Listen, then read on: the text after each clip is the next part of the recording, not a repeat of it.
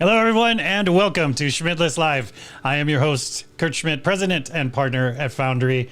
I am so excited that you're here with me today because we are going to be talking about how to know if your boss sucks. Well, or if you're a boss, how to know if you suck, or if you're just not that good at it, and how can you get better at it? Or if you're an employee and you're struggling with communicating with your boss, what are some things that you can do? Well, my friend Eric Harkins is here today to talk to us about it. He's been doing this for a very long time, and he's written a book. He's written a book, which I have right here, that we are going to talk about as well today. So I thank you so much for joining me. And before I get started, I do have to mention, of course, yes, hiring. We are hiring. Speaking of great bosses, this guy's really good. Check it out. Come and check out our website, foundrymakes.com/careers. Speaking of really good, let's talk to Eric. Eric, how are you today? Thanks for taking the time to join me. Hey, good morning, guest. Good afternoon, Kurt. Yes. Excited to be here, and I can tell we're going to have a fun conversation. It's going to be great. It's going to be great. All right, so tell me about GKG Consulting. What is the work that you do there, and who do you do it for? Yeah, so I started GKG a couple years ago, actually 2 years ago this month. Congratulations. Thanks. The quick elevator pitch is, GKG stands for Get, Keep, and Grow. And when I was in corporate America, I did my 25-year tour. I always like to say, listen, if you're a leadership team, there's really only three things you need to spend most of your time focused on: getting talent, keeping talent, and growing talent. So we do a number of different things, from executive search to leadership development, leadership assessment, executive coaching, and certainly some outplacement services as well. So there's a lot of individual services, but we like to come in and work with a leadership team. And really our focus is, do you have the right leaders to create a culture where Monday morning doesn't suck? I love it. I love it. Well, speaking of terrible Monday mornings, yeah. So if I'm watching this, Eric, and I feel like I have a very difficult boss, it could be all sorts of different things.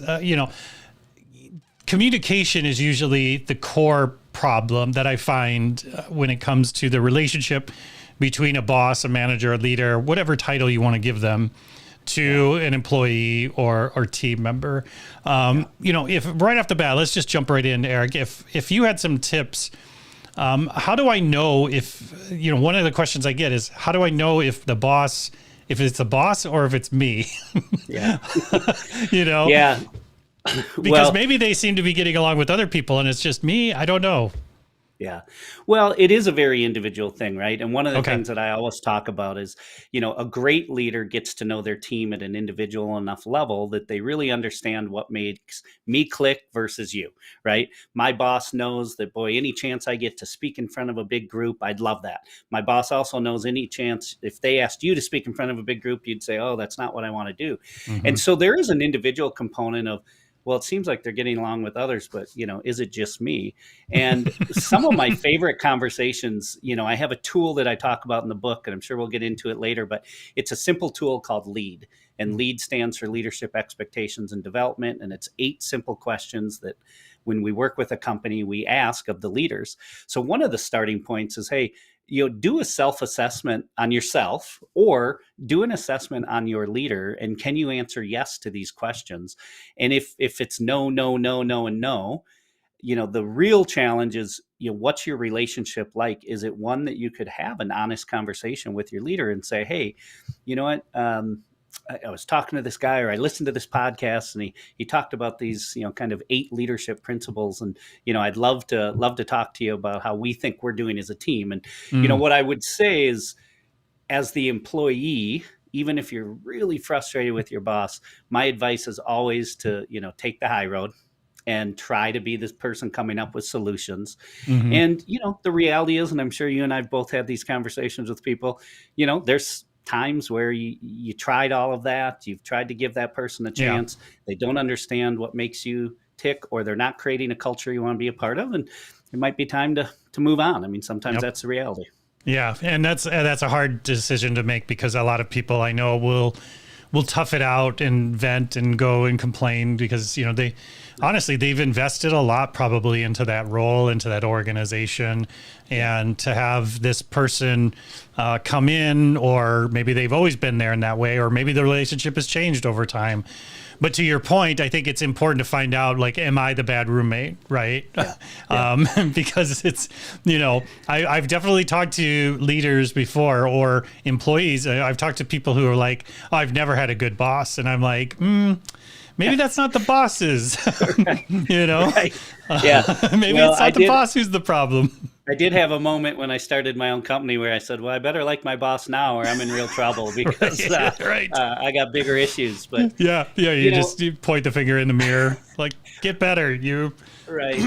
But you know what? I mean, I talk about the pit in the stomach that a lot of people get on Sunday night. Right. And we all know someone, or we've been that person, that you're already in a bad mood and it's not even Monday morning yet, just because the idea of having to go to work or log on Zoom if you're back in the office, whatever.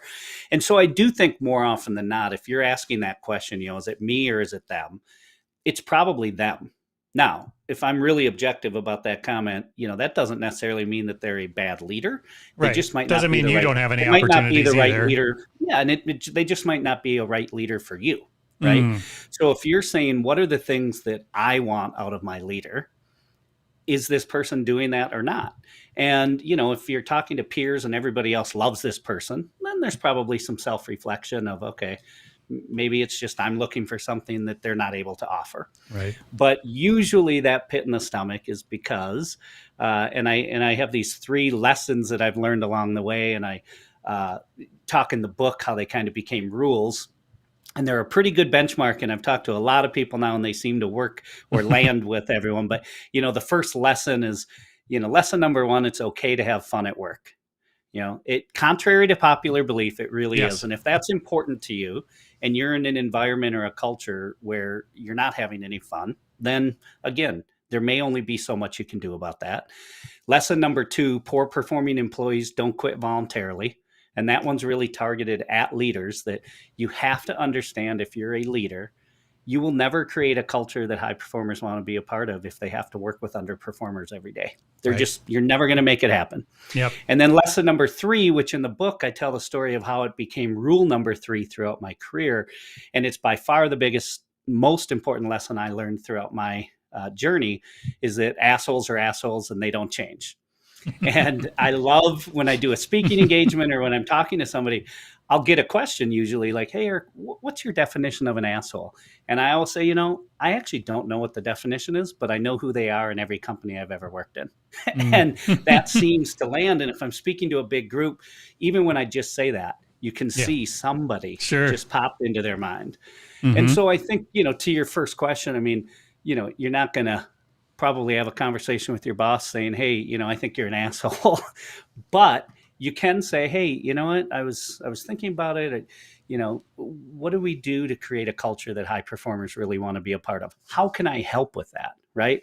I'm not sure that Monday morning is a lot of fun around here, but I have some ideas on how we could make it fun.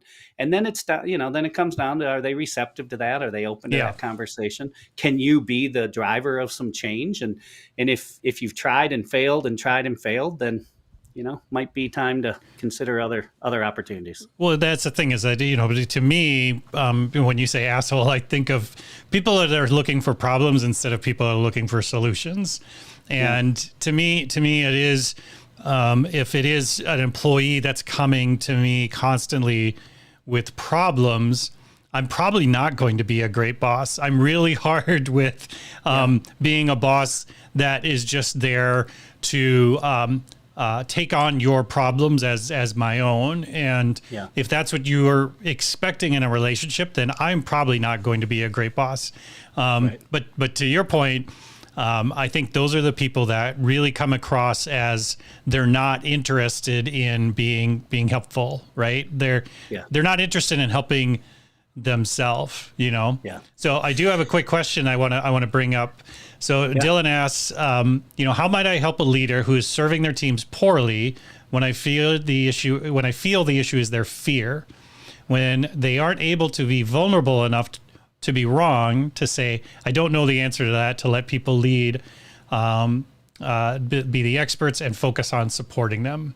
So, a leader that's, that's insecurity, right? That we're talking about here. What's your take on that, Eric? Yeah, I do think it's insecurity. I talk about there's subject matter experts and there's leaders, and there's a big difference between the two. And a lot of times leaders, because I just think we've been conditioned, feel like they have to be the subject matter expert. And subject matter experts do what subject matter experts do, right? They make all the decisions, they get in the weeds. And if you're the high performer on that team and you're watching your leader make all of the key decisions, it's hard to be engaged in that. And so part of the solution is, do you have the courage as the employee to have that conversation? To separate the two, subject matter expert versus team leader. The whatever it is that's keeping you from feeling like you have a great leader, right? Mm-hmm. Are you courageous enough? And the insecurity typically comes from feeling like I have to have all the answers. Yeah. And I joke about it in the book. I was lucky enough to be the head of HR at 3 companies, and I don't know that much about HR. And I'm not being funny when I say that, sure. But I always knew a lot about hiring somebody who had knew a lot more than I will ever know about HR. My point in all that is you have to start with a conversation. And I think you were alluding to that too, Kurt. Like, if you are that frustrated that you're probably thinking about leaving, then you have nothing to lose to sit down and have a respectful but honest conversation with your leader. Hey, here's some things that I know frustrate me, but also I know that frustrates others on the team. And, I'd love to be able to have a conversation with you about it. And if it's no, or not interested, or they're shutting down all of these solutions that you're bringing, in that situation, it might be a little extreme, but I think that probably happens a lot. Then, at least you've tried. But to your point, that the person who, goes home every night and complains or is frustrated throughout the day, but isn't trying at least to be part of that solution, then that's no different than the behavior of the bad leader or the issue with the leader. And again, it's not easy. I'm not suggesting that it's easy to have that kind of a candid conversation with your boss. But one of the lead principles of the 8 is, do your leaders, and I think it works for your employees too, do the people in your company support the direction of the company with no hidden agendas? And I always talk about, and this works for leaders and it works for individuals, it's okay if you work somewhere and don't like the direction of the company. It's okay if you work somewhere and don't like your leader. It's okay if you work somewhere and think the direction that the CEO is taking the company is crazy. Mm-hmm. It's just not okay to stay. Yep. You cannot go to work every day not buying what your company is selling, not being engaged genuinely, whether you're a leader or an individual. So that's another thing that I like to ask both individuals and leaders of, I think it requires a little more digging if we're talking about how do you approach your leader. What is it about your leader you don't like? What have you tried? Are you trying to bring solutions to the table? But then you really have to do this assessment. Like, if you don't think the person leading your company is the right person, no problem. Mm-hmm. But then move on because you're not doing yourself any favors and you're not doing the company any favors. Right. Yeah. And that trying to be a change agent in a place that is not interested in your change is not going to be helpful for anyone. And the other thing that I would say to this point is, you having that honest conversation with someone, getting one-on-one with them and asking them, especially people that can't admit that they're wrong. That's an interesting trait of insecurity, right? Getting one-on-one with them, asking them what are some things that they see could be improved with the team? What are some things that they think about? How do they think about their job? How do they think about their position? Starting to pull out of them some of those possible fears and being able to start addressing them, and then using that in those broader conversations in meetings and things to, to pull them aside and say, yeah, you remember you mentioned you're always worried about how Bill looks at you when you're leading the meeting. Well, I think, it sounded like things went really well. Again, playing that coach as much as you can. But to your point, Eric, unless you're willing to really invest in helping that person grow and become that leader, if you're checked out, if you just don't like this person, you don't like the direction, you're not doing yourself any favors. You're not doing them any favors. Yeah. But I also would say I would find in the Midwest that we are it is much more difficult to have those frank conversations, to be that honest, right? Yeah. Well, it is, and that is certainly regional, right? In the Northeast, I think they have those conversations a lot more than we do in the Midwest. And not to make light of it, but for whatever reason, I always had those conversations. Maybe that's why I've been fired twice. But we learn and we grow. But in all seriousness and kidding aside, I do think that there's a way. Now, the work that we really do at GKG, it's why the work is focused on working with the senior most leader in the company to assess the leaders, because it does have to start with the leaders. That's a chapter in my book. Start with the leaders. Listen, you can accomplish anything you want. Create a cool culture, have this awesome onboarding, but not if you don't have the right leaders. And so it breaks down when, ask any company, ask any leader what their job is, right? Oh, I'm a VP of operations. I'm a director of finance. Okay, great. Ask that same leader, hey, what do you do as a leadership team to create a really cool place that has cool projects and cool people? Or my favorite question to tell candidates who are interviewing, sounds like a shameless plug for my book, but the title of the book is Great Leaders Make Sure Monday Morning Doesn't Suck.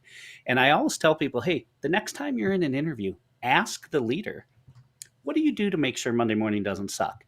Now, if you get a reaction of what kind of question is that, or I'm not going to answer that question, well, then you obviously got your answer. They maybe have never heard the question asked that way, but what a fun conversation as a candidate to ask, because a great leader is going to, maybe they've never heard the question, but they have to love that. Wow, what a cool question. Well, here's what I think I do, right?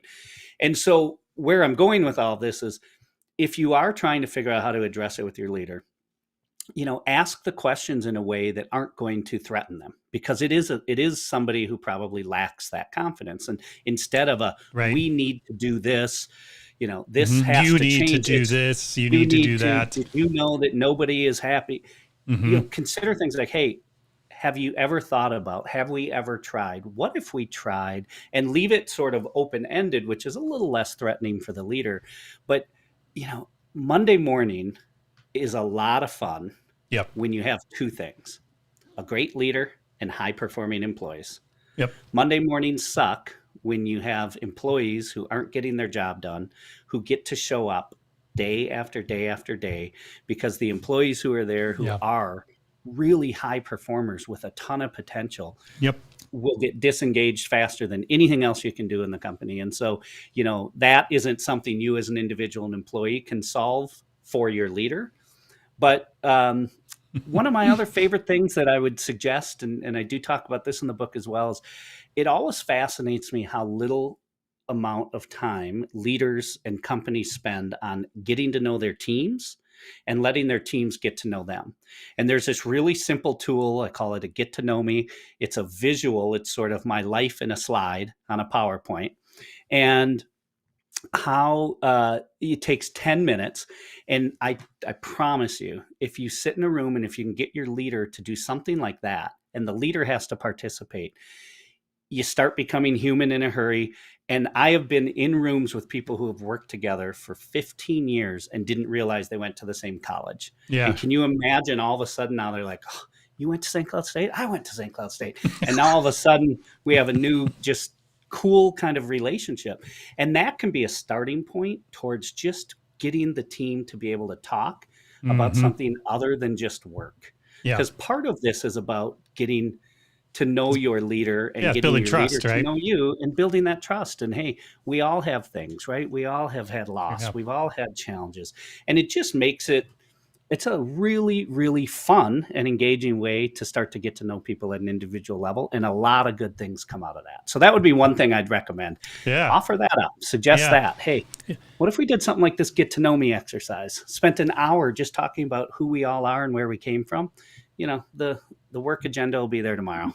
Yeah. And the other thing I've heard people say, well, I've tried that. And it's like, consistency wins every single time. Persistence breaks resistance. So if you do really care, don't just try the one time. Don't just try the one time to have the conversation.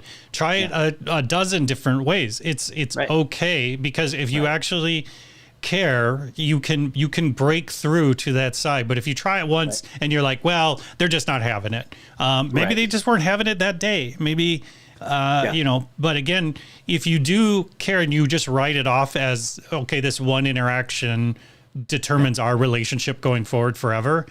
Yep. Well, you have done this to yourself, right? Yeah, absolutely. 100%. And one thing somebody else made a comment about is that a lot of places seem to reward assholes with leadership positions. I've seen that myself, where I would say squeaky wheel, right? People who are very loud and very demanding will sometimes be looked at as, oh, well, they're loud and demanding, we should put them in charge of people, I guess. I don't know. I'm sure you've never seen that, Eric. No, I don't know what you're talking about. But that is the biggest challenge, right? And that is why I love every chance I get to try to shift that conversation. And I talk about the three things that usually get in our way of having great leaders. And whether you're a small company or a big company, I've seen it in both. We oftentimes let tenure trump performance. Yeah, but they've been here a long time.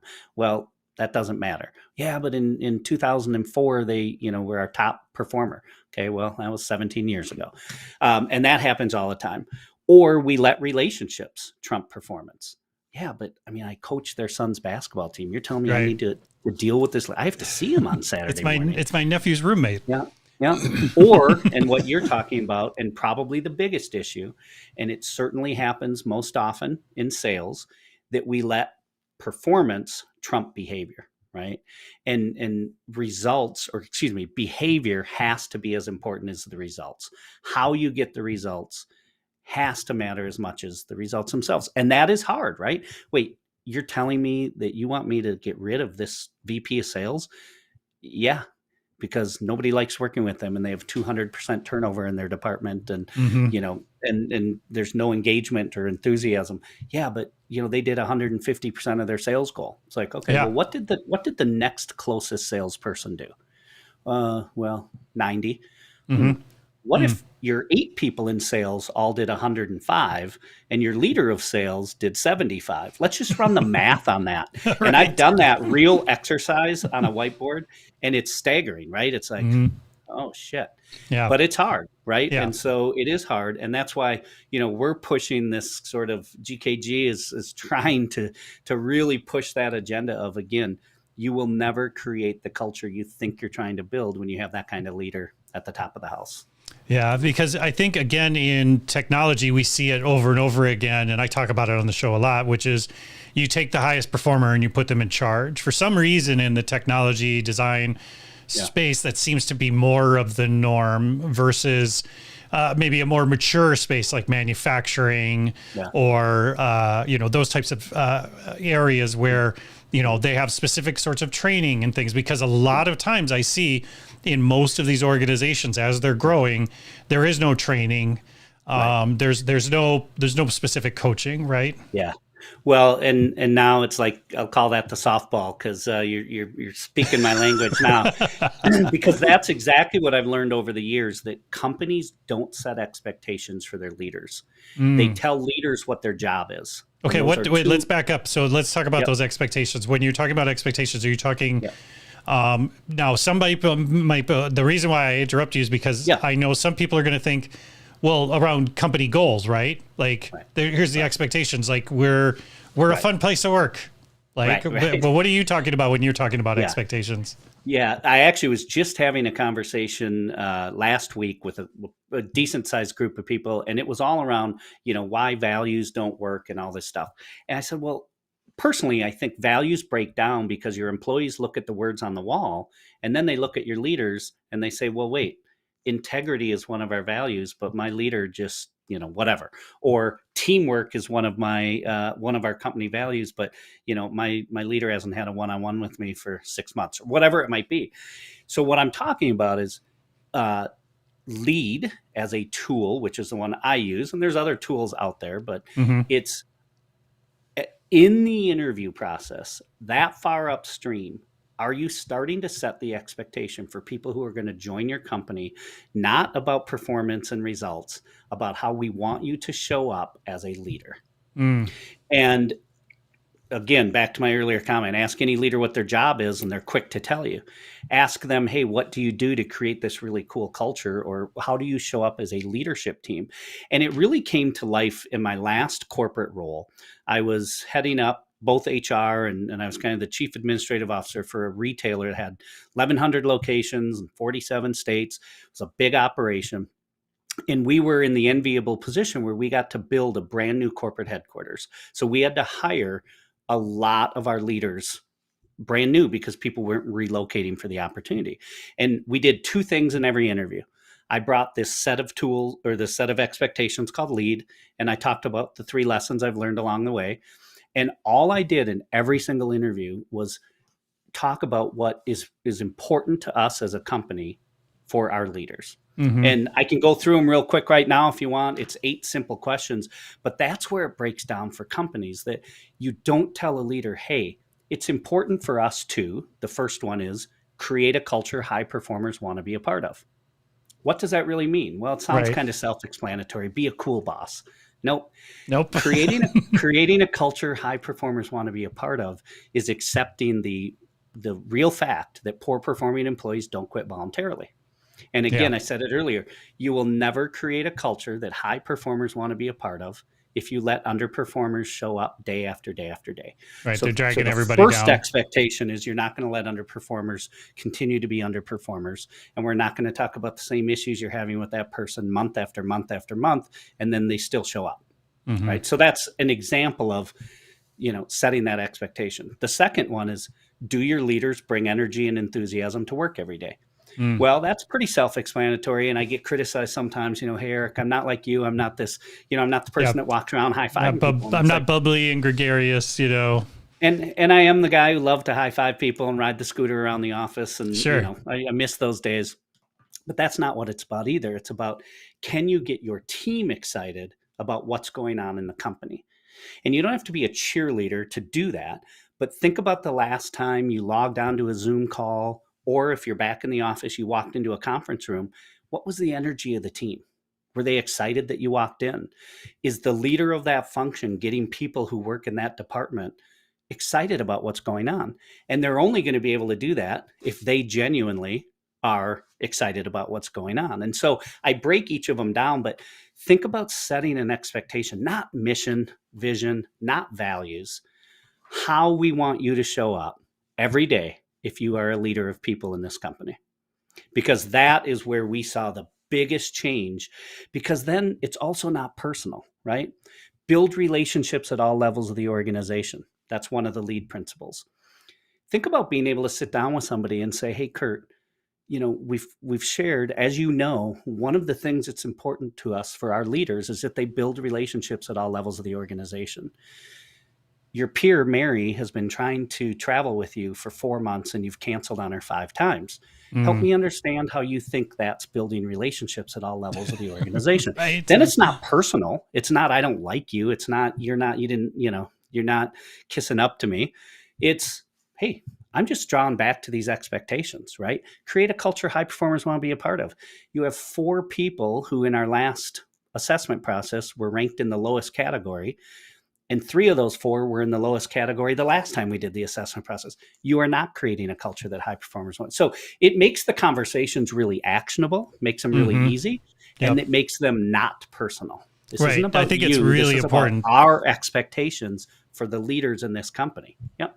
Yeah, and it's something I talked about recently on a show where when you're approaching people, it comes down to just nomenclature sometimes and what words you're using when you are approaching somebody to give them feedback or that, that advice. One thing I've always talked about is instead of going in and saying like, I feel like you're not engaged with the team or something like that.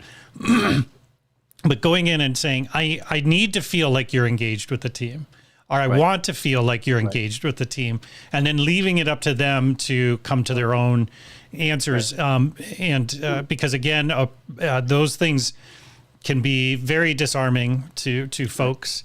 And, I've worked with a lot of leaders who are not good right on the spot. They need time to absorb the feedback and the things that they've given. They need an hour, a day, a week sometimes to go through that. But that's why I go back to consistency is key, because if, you can do a drive-by and hit somebody in the at the fridge and be like, I thought you were going to have that done today. And then just book off. Now you just screwed up their entire day. That's all they're thinking about, right? And the other thing I talk about, and this is something I want your perspective on, because it's something I've coached leaders on a lot. Yeah, I think you touched on it, is the amount of cues that they give off all day long, every day, whether it be a physical cue, right, on what time they leave the office or what time they leave for lunch. Verbal cues on when they're on a Zoom call, how much they're making eye contact, but also, verbal cues on things that they like and don't like. And one thing that I've coached a lot of leaders on is like, you've got to imagine yourself as like, you're a Great Dane in the place. I know you think you're like a Westie that's kind of just like bouncing around, but to everybody else, when you're in the office or you're on a Zoom call, you're like Godzilla. Even though you think you're like, like a little llama kind of peeking over and being like, hello, I'm just here to be part of the team. It's like nobody else thinks of you that way. Everybody looks at you as this, monster that could come in and crush buildings. Right. Yeah. How do you coach leaders on understanding the weight that they carry in conversations? Yeah. What a great conversation. And, some of it starts with, and I'm a broken record because I just believe in it so much. But if you hire high performing, high potential people, almost all of the conversations we just had already, even today, probably don't exist. Right. Sure. And so if you think about, and one of my favorite conversations to have is, I'll ask a leader, hey, who's the highest performing person in this department, or who's your highest potential person? Tommy. Okay, great. Billy, whatever. Okay. What if everybody in the entire department was as good as Billy? Well, that's not realistic. Why not? Well, I mean, you can't have a team of nothing but high. You can't. Why not? And I think as we know right now, the availability of talent is probably more than it's ever been in our careers. Yep. And so the only reason that you don't have a high performing team is because you haven't made the decision to. And I really, truly believe that. And my point in all of that is, imagine if your calls with your team or your meetings with your team could be something like this. Hey, Kurt, anything you need from me to help you finish what you're working on? Because I know you got it covered, but what can I do to help you? Nope. Hey, Eric, I got it covered because you're a high performer. Okay. Hey, how was your son's basketball game? And the rest of the time is just, hey, let's just build a relationship. Right. But when you come in as a leader and it's, are you done with this? Are you done with this? Are you done with this? The people who love that are underperformers who aren't getting their job done because they've got that task list. Right. The people who don't love that are the people that are like, dude, I don't need quit that from you. asking me. Right. I turned it in yesterday. Right. I'm a week ahead on this one. And why are you asking me about something that I already got done? Like, it's just going to frustrate me. So I spin it just a little bit that it's not about, hey, the words, I mean, the weight of my, role and the, I say something and people take it at face value. What I've seen where that breaks down is when the people who are trying to figure out how to run with whatever direction was just given aren't comfortable or confident in what they're working on, right? Yeah. Well, and I think, those same leaders, if you would ask them, like, why do you pay this person so much? They're going to say, well, they're great negotiators, Yeah. It's like, okay, well, you could have this high performing team if you were a better negotiator too. Yeah. So I love that you're saying that. Well, and I talk about this a little bit in the book, but I said, why do you care if somebody, if you're back in the office, or if you're not, why do you care if somebody goes to a movie at 2:00 on a Tuesday, right? Why do you care if you walk up behind somebody at their desk, they're watching a video on YouTube? And the answer is always the same. Well, because I don't pay them to go to a movie. It's like bullshit. You pay them to get their job done. Right. And it's a yes or no question. Yep. Are they getting their job done? Yep. Do people like working with and for them? Mm-hmm. Do the clients like working with them? Are they a high performer? If it's yes, yes, yes, and yes, then they should go to a movie every freaking day if they want to. Right, exactly. And it's like we get so caught up in this old thinking of, but you have to be at work from 8 to 5. Well, I think we've learned in the last couple of years, and certainly with technology, that has evolved a little bit. That there's developers who can get more work done between 3 and 6 a.m. than if they had to be there from 9 to noon. Who cares? For sure. Right? Yeah. Who cares?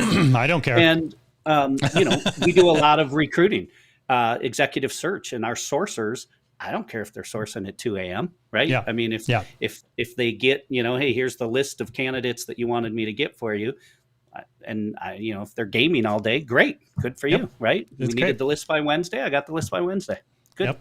So, to that point, Eric, I was going to say the idea is like, that's where people get stuck, because that's where I feel like some of the insecurity comes in, because they probably don't know for sure if they're getting all their work done because they're not managing them correctly or managing the work. And so the easiest way is just visually seeing that they're at their desk, right? And I've seen this, especially in large corporations, right, of 5,000 or more employees, is that there's more of a culture of looking busy than actually delivering, right? So, and that's what happens. That's the biggest fear from mine, was you take those people from those larger places, you bring them into a startup or something, and they just get crushed, Hey, I worked with somebody once who they had it figured out, right? Yeah. Sweater on the back of the chair. Yep. Leave the laptop open. Yep. Put a fresh beverage. And set your pen and paper. Yep. They've been gone for an hour and a half, but the boss walked by. Oh, they're still here. Yep. And it's like, oh yeah, that's a real thing. That's a real thing. It's like Home Alone. They got like a dummy that's like with an arm like waving and stuff. It's great.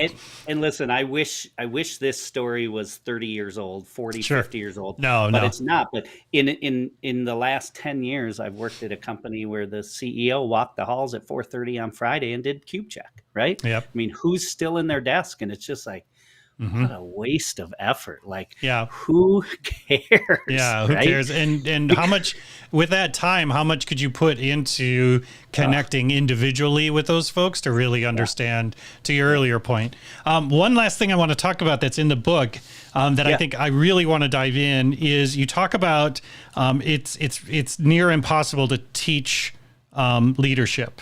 Tell me about that. Yeah, I get into some very interesting and spirited conversations with people about that. But let's do that. Let's have a spirited conversation. I think the title of the chapter is "You Can't Teach Someone to Be a Good Leader." Right? That's it. Yeah, it's the one I was thinking of. And I also I think I may have the shortest chapter ever published in a book, because it can't get any shorter. But one of the titles of one of the chapters is "Can a Bad Leader Create a Good Culture?" And the chapter is one word long, because the answer is no. Right? The answer is no. And so here's the one I'm thinking of. Yeah, you can't teach someone to be a good leader. And do I think people can evolve and change as they grow? Absolutely. Can we get better as adults? Yes. But we are who we are, right? We don't change really at our core who we are. And so my point to the chapter is, are you the type of person who genuinely wants to get to know the people who work for you, who understand that they're more important to the organization than you are, who genuinely show up with listen, I am here only because you are here. So what does that mean for you? Right. And I think I use one of the analogies in the book of, you're either the type of person that walks in every day, and if you're in an office that has a receptionist and you say hi to the receptionist and stop by and, hey, how are you? Or you're the type of person that walks right by them and has with your head down, no time because they're not important to you. Mm-hmm. And so there's a lot of elements to that, belief. But I think when you think about lead, and I'm going back to the tool and some of the things, and listen, nobody's ever read my list of 8 things and said, oh, this is really revolutionary. No, it's very Sure. common sense stuff. But when you're but talking common about sense is not that like, common. do you bring energy and enthusiasm to work every day, right? Do you support the direction of the company? Do you build relationships at all levels of the organization? I mean, you can't say, hey, you need to bring energy and enthusiasm to work every day. And that leader who's walking around, and I've seen both sides, right? That leader who's walking around in a panic because things aren't going well. Well, that's not great, because if you're looking at your leader and they're back worried, to those visual cues, right? it's a bad thing. Anxiety is contagious. Or the leader, who's never in a good mood. Like, we all have things that happened before we had to go to work. We all have, we got a call from our daughter or our son, and, it kind of derailed me, but hey, I'm walking into work now, and, it's my role as a leader to make sure people are excited about what's going on here. And so it's a little provocative, but I think it's very real that you're either the type of person who's going to understand that you are not that important when you're a leader. Mm-hmm. Or you're the person who thinks you are king shit because you're a leader. And right. Those are 2 very different things. Yeah. And the person that thinks they're the most important person of the organization is really wrong. Yeah. Yep. And they're the ones that are so confused on why they have high turnover, why not just turnover with employees, but with clients or work or different things as well. It's a thing that reverberates throughout the organization because in that, to your point, something I was going to mention earlier, those hiring of those leaders, you really need a good founder or CEO, because this is the only place where I've seen trickle down economics actually work. Right. Which is like, if that head of the organization isn't setting the bar, whatever leaders come in, right? You can only expect them to match that bar, or it's really hard to have leaders that go above and beyond what the CEO does, at least, and last there, right? Yeah. So it is something that's got to start from the top, right? Yeah. I mean, one of my favorite sayings is a fish rots from the head. Right. Meaning it starts at the top, right? And I tell a story in the book that, when I worked in a company that had a really cool office, we used to do a lot of tours. And at the end of the tour, people would always ask me like, hey, this is what we want, right? Like, this is how do we build this? And I would always ask the question, let me ask you a question. If your CEO was walking down the hall at 2:00 on a Tuesday, and there was a group of employees, playing a board game in the IT area, what would your CEO do?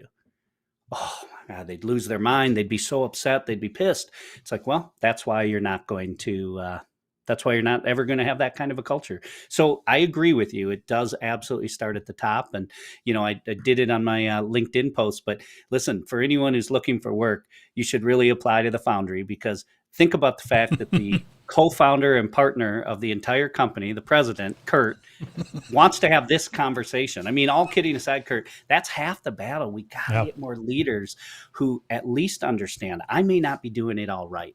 And when I talk about lead and when we go into an organization and we do the assessment of all the companies or of all the leaders, I always say it's not that they're doing it. Hopefully they are. It's that they're willing to understand what it means and start doing it if they're not, right? And when you start setting expectations of your leaders, right? So build relationships at all levels of the organization. When I talk about what that really means, I always say, listen, you have to realize that everyone remembers the last conversation they had with you. Yep. Was it an engaging one where they walked away and said, wow, I can't wait to talk to Kurt again? Or was it one where they walked away and say, oh my God, if I ever have to talk to Kurt again, it's going to be too soon. And what I've seen, and it takes time, but when we implemented this at my last company, the leaders who might have been abrasive, they might not have been conscious of that, they may not have ever thought of it before, they do start to hear a little voice. Yeah. Oh, that's kind of an asshole. Like, Yep. you know what? They were just asking me a question and I totally cut them off. And so I do think that that's where you can evolve. But I also, back to our, beginning part of this conversation, you're either the type of leader that, makes time for your team or not. Yep. Right. Yep. And, yeah, I talked to somebody who was a new hire, and their boss did not spend 1 minute with them their entire first week at a new job. Mm-hmm. I don't know who that leader is. I wouldn't know that person if they were in front of me, but they're not a good leader, right? Yeah, like if you have to, you can't teach somebody to be a leader. If you have to tell somebody who leads people that maybe the most important thing this week is making sure your new hire has the most incredible experience they've ever had. If you have to tell a leader that, then they're not a leader. They don't get what that means. Right. And you can't teach that. No, you can't teach that. But again, back to what we were saying earlier is that if they might have the wherewithal, but they might not they might not have the skills necessarily to do that. So that's where a place like GKG comes in, right? That's right. And it's as simple as setting this is how we want you to lead if you are a leader in this company. So. Yeah, I love it. All right, Eric. So speaking of, bringing in GKG to help me out becoming a better leader, where do I find more information? Where's a good place to go if I want to follow up with you? Yeah, the best place is my website, which is ericharkins.com. So it's ERICHARKINS, ericharkins.com. You can get information on my speaking engagements, our consulting practice, the executive search work, and a lot more on the philosophy. And you can order the book and a lot more about what does it really mean to, have great leaders that make sure Monday morning doesn't suck. So ericharkins.com. Awesome. Thanks, Eric. I appreciate you being here. Thank you for the spirited conversation. We'll have to do it again soon. Awesome. Sounds good. Thanks, Kurt. All right. Well, speaking of leadership and making sure Monday morning, you know where Monday mornings don't suck? This place. It doesn't suck at all. It's great. It's a fantastic place. So tell your friends, tell 2 friends, tell 3 friends, post it on social media, foundrymakes.com/careers. We're always looking for fantastic people. Speaking of fantastic people, thank you so much for taking the time today, because you are a fantastic person and I appreciate you for spending time with myself and Eric. So have a great rest of your week and happy Thanksgiving.